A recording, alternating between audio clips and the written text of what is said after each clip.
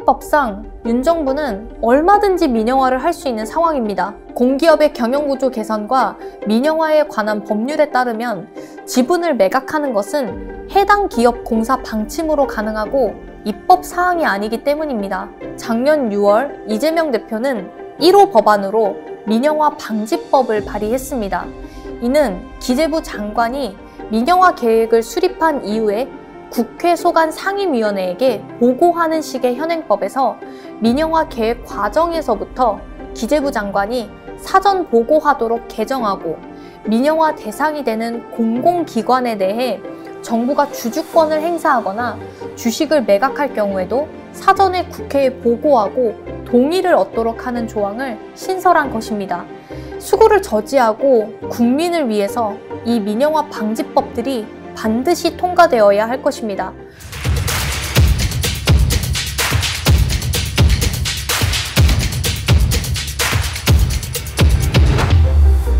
민영화는 주로 정부가 운영하는 공기업에 대한 관리 및 소유권을 민간 기업이나 조직에게 이양하는 것을 말합니다. 이는 시장경제 체제를 활성화시키고 경영 효율성을 제고하기 위함입니다. 문제는 친인척 일가를 동원하여 전방위적 사업에서 막대한 부와 이익을 챙겼던 이명박 정부 때부터 민영화의 의미가 크게 퇴색된 채 부당한 이권을 획득하기 위한 꼼수로 전락했다는 것입니다. 이러한 흐름은 박근혜, 윤석열 정부까지 이어지고 있는 실정입니다. 그래서 오늘은 이명박 정부부터 수구보수 정부가 추진해왔던 민영화 사례와 문제점에 대해서 다뤄보고자 합니다. 지난 2008년 이명박 정부는 공기업 선진화 방안을 발표했습니다. 이 방안의 1단계 계획에 인천공항 지분 49%를 매각한다는 내용이 포함되어 있었는데요. 인천공항은 서비스 부문 세계 최우수공항으로 선정된 흑자 공기업인데도 굳이 민영화를 해서 민간 기업의 관리를 받게끔 하려고 했던 것입니다. 여기서 인천공항 지분을 매각할 시 인수에 나설 영순위에 꼽혔던 곳이 바로 투자회사 맥쿼리 인프라였습니다. 맥쿼리 인프라는 도로, 도시가스, 철도 등 공공이 발주하는 인프라 사업에 투자해 막대한 이익을 가져가는 상장 펀드입니다. 이곳에서 인수한 호주 시드니 공항의 경우 공항 주차료가 인상되고 무료 셔틀버스가 유료화되는 등 이용자들이 불편해지는 상황이 발생했습니다. 자칫 인천공항도 맥쿼리 인프라에 인수되어 민영화될 시 시드니 공항과 같은 전철을 밟을 수도 있었던 것입니다. 더욱이 민간기업 맥쿼리 인프라와 관련하여 수상한 점이 포착되기도 하였습니다. 인천공항 민영화를 시도할 당시 이명박의 조카이자 이상득 전 의원의 장남인 이지영이 맥쿼리 IMM 자산운용의 대표였다가 골드만삭스에 인수된 뒤 골드만삭스 맥쿼리 인프라 재간접펀드라는 사회간접자본 투자펀드를 운용했습니다. 특히 이 투자펀드가 공항, 도로, 항만 등에 투자하였기에 이명박 일가가 막대한 이익을 취하기 위해 인천공항 민영화를 추진하려는 것은 아닌지 의심을 살 만한 부분이었습니다. 결국 여러 이유로 인해 다행히도 이 사안은 당시 야당과 여론의 반발에 부딪혀 불발됐습니다. 인천공항뿐 아니라 KTX도 이명박 박근혜 정부 때 KTX에서 수서고속철도를 분리해 SRT 알짜 노선을 민영화하려다 국민들의 저항에 부딪혔습니다. 이후 단순 분리한 뒤 통합 운영을 통해 KTX와 수익을 공공 배분하여 적자가 나더라도 꼭 필요한 곳은 철도 운영이 가능하게끔 했습니다. 만약 이때 SRT를 완전 분리하고 민영화했다면 해당 SRT 운영회사는 엄청난 이익을 얻는 반면 KTX는 늘어나는 적자로 인해 노선이 줄어 사용하는 국민들의 불편함은 이루 말할 수 없게 됐을 것입니다. 그런데 최근 들어 한국철도공사가 독점한 철도시설 유지보수를 다른 기관에 허용하는 것을 목표로 철도산업발전기본법을 개정하겠다고 윤 정부에서 나서고 있습니다. 개정안을 보면 철도시설 유지보수 시행 업무는 코레일에 위탁한다고 못 박은 철산법 38조의 단서를 삭제하고자 하는 것입니다. 국토부는 이에 관계자들의 의견을 반영해 코레일이 운영하는 구간은 코레일이, 그 외 구간은 해당 운영사 등이 유지보수를 수행하는 방안을 시행령에 규정하도록 한 대안을 국회에 제시할 계획이라고 하는데요. 이는 국가철도 노선 운영사와 유지보수 기관이 분리된 현 구조가 철도 사고 위험을 높인다는 이유에서였습니다. 그럴듯한 합리적 이유를 들어 말했지만 그 속셈은 따로 있는 것입니다. 현재 운행 중인 SRT와 서울 지하철 4호선 진접선, 그리고 내년 개통하는 수도권 광역 급행철도 A 노선의 경우 운영은 각각 SR, 서울교통공사, SG레일이 맞지만 유지보수는 코레일이 전담합니다. 그러나 국토부의 계획대로 한다면 운영업체 SR, SG레일 등은 알아서 유지보수를 해야 합니다. 문제는 이 업체들이 실질적 유지보수 능력이 없기에 민간업체에 위탁할 수밖에 없는 것입니다. 이명박 박근혜 정부의 노골적인 민영화가 먹히지 않자 윤 정부에서는 이러한 꼼수까지 써서 민영화를 추진하려는 것입니다. 윤 정부는 이명박 박근혜 정부가 추진했던 인천공항이나 KTX 민영화를 포함하여 향후 재생에너지 보급에 대해서 민간이 주도하도록 하겠다는 것을 정책 방향으로 삼고 있습니다. 이에 따라 발전 공기업들은 투자 지분 축소, 신규 사업 철회, 그리고 민간 자본의 지분 매각 등을 요구받고 있습니다. 이를 재정 건전화 계획, 발전 부문 자유화, 경쟁체제 도입이라는 말로 포장하면서 말입니다. 사실상 발전 공기업 스스로 도태되어 퇴장하게 만드는 우회적 민영화를 추진하는 것입니다. 윤 정부는 인수위 시절 에너지 정책 정상화를 위한 5대 정책 방향을 제시했습니다. 한국전력공사 적자를 이유로 그간 한전이 독점했던 전력망 사업을 민간에 점진적으로 개방하겠다고 합니다. 이에 대해 부정적인 여론이 커지자 민영화는 아니라며 한 발 물러났지만 다시금 민영화에 불을 지피고 있습니다. 최근 한전 재무 위기를 이유로 한전 자회사인 한전 KDN 지분을 민간에 매각하겠다는 방침을 밝혔습니다.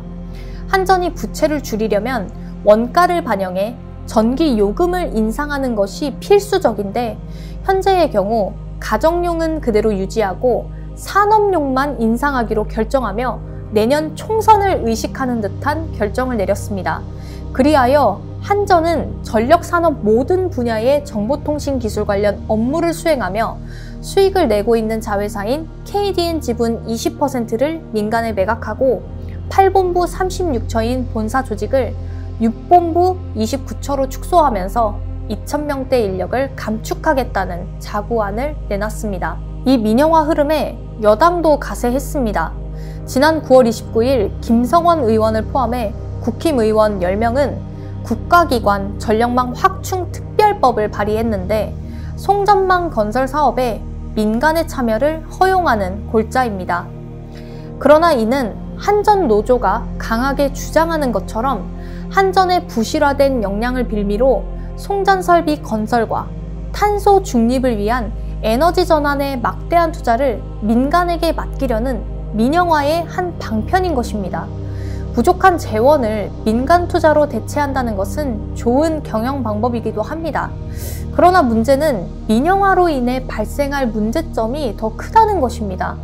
첫째, 정부가 민간에 수익률을 보장해야 하고 투자 보수율도 그간 한전이 줬던 것보다 더 많이 줘야 하기에 이는 결국 송전 원가 상승과 더불어 전기요금 폭탄으로 이어질 것입니다. 둘째, 혹여 투자 보수율이 한전보다 낮아진다 하더라도 민간은 이윤 증대를 위해 하청의 저임금 및 불안정한 노동 환경을 전가해 사고 위험이 높아질 것입니다. 셋째, 수요에 맞게 제때 공급해야 하는 전기의 특성상 나라에서 관리하지 않으면 불의의 사고 시 제때 공급이 안 될 가능성이 매우 농후합니다. 실제로 해외에서 전력 산업의 민영화로 전기요금이 폭등하는 사례들이 있었습니다. 영국의 경우 민영화로 전기요금이 최대 8, 9배 가까이 올라 지난해 10월까지 전체 가구 중 30%가 이른바 에너지 빈곤 상태에 이를 정도였습니다. 마찬가지로 우리도 작년 전기요금 인상으로 요금 폭탄을 맞았습니다. 최소 3배 이상 뛴 전기요금으로 인해 요금이 많이 나올까 하여 에어컨이나 난방을 트는 것도 조심스러울 지경입니다. 윤 정부는 이러한 사례를 전혀 공부하지도 연구하지도 않고 또한 다른 대안도 찾지 않고 오직 민영화를 통해 자신들의 뱃속을 채우기 위해 혈안이 되어 있는 것입니다. 추가적으로 민영화 후엔 투기 자본이 국내 사회 간접 자본에 투자하여 막대한 고수익을 내기 위해 사업을 무리하게 추진할 것입니다. 실례로 앞서 언급했던 것처럼 인천공항 인수 여부로 말이 오가던 맥쿼리 인프라의 경우 이명박 정부 시절인 2008년 12월 서울 지하철 9호선 사업에 투자하면서 최소 운영 수입 보장이라는 조건에 따라 서울시로부터 매년 수백억 원을 가져갔습니다. 급기야는 2013년 9호선 요금 인상까지 결정하면서 서울시와 갈등을 빚었고 그러다 철수했습니다. 이렇게 자꾸 수구정부에서 국민들에게 하나 유익이 되지 않는 민영화를 추진하려는 속내를 들여다보면 앞서 언급한 대로 정부 인사들과 민간 기업이 이권을 취하기 위함이 아닌가 합니다. 앞서 이명박과 조카 이지영 그리고 맥쿼리 인프라의 유착 관계가 있었듯이 현재 윤 정부도 마찬가지입니다. 윤 정부 민영화 계획의 중심에 있는 김대기 비서실장의 경우 이명박 정부에서 경제수석과 정책실장을 지냈습니다.